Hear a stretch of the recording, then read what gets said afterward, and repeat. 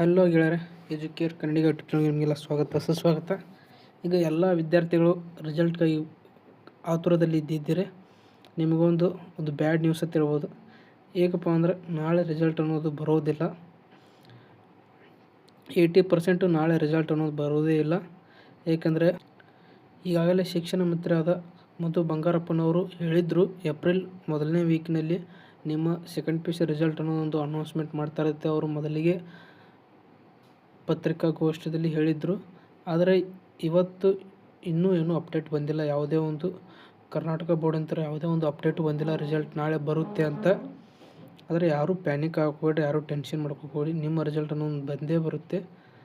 Server ಎಲ್ಲರಿಗೆ ಸಿಗುತ್ತೆ result ಬಂದ ತಕ್ಷಣ.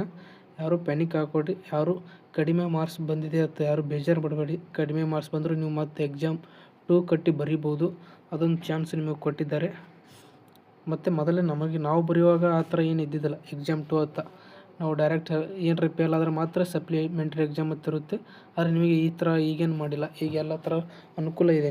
ನೀವೇನಾದರೂ ಕಡಿಮೆ ಮಾರ್ಕ್ಸ್ ಬಂದರೂ ನೀವು ಎಕ್ಸಾಮ್ 2 ಬರೋದು ಮತ್ತು ನಿಮ್ಮ ಸ್ಕೋರ್ ಇನ್ಕ್ರೀಸ್ ಮಾಡ್ಕೋಬೋದು. ಆದರೆ ಯಾರೂ ಪ್ಯಾನಿಕ್ ಆಗಬೇಡಿ, ಯಾರು ಆರಾಮಾಗಿ ಇರ್ರಿ. ನಿಮ್ಮ ರಿಸಲ್ಟ್ ಅನ್ನೋದು ನಾಳೆ ಬರೋದಿಲ್ಲ, ನಾಡ್ದಂದ್ರೂ ಬಂದೇ ಬರುತ್ತೆ. ನಾಳೆ ಬರಲಿಲ್ಲ, ನಾಡ್ದು ಬರುತ್ತೆ.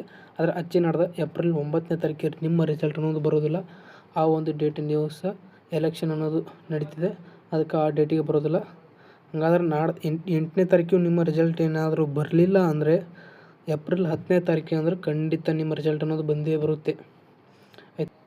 ಇವತ್ತು Karnataka school examination and assessment board ಅಧ್ಯಕ್ಷರಾದಂಥ ಪ್ರಕಾಶ್ ನಿಟಾಳಿ ಅವರು ಈ ಒಂದು ರಿಸಲ್ಟ್ ನಾಳೆ ಬರೋದಿಲ್ಲ ಅಂತ ಖಂಡಿತ ಹೇಳಿದ್ದಾರೆ. ಅವರು ನಾಳೆ 50% ಬರೋದಿಲ್ಲ ರಿಸಲ್ಟು. ಹಾಗೆ ಏನಾದರೂ ಬಂದರೆ ನಮ್ಮ ಒಂದು ಟೆಲಿಗ್ರಾಮ್ದಲ್ಲಿ ನಿಮಗೆ ಲಿಂಕ್ ಶೇರ್ ಮಾಡಿರ್ತೀವಿ. ಮತ್ತು ಯಾರೆಲ್ಲ KCET, NEET, agriculture practical exam ಬರೆಯುವಂಥ ಸ್ಟೂಡೆಂಟ್ಗಳು ನನ್ನ ಒಂದು ಈ ವಿಡಿಯೋ ನೋಡ್ತಾ ಇದ್ದರೆ ನೀವು ನಮ್ಮ ವಾಟ್ಸಪ್ ಚಾನಲ್ಗೆ ಜಾಯ್ನ್ ಆಗಿ.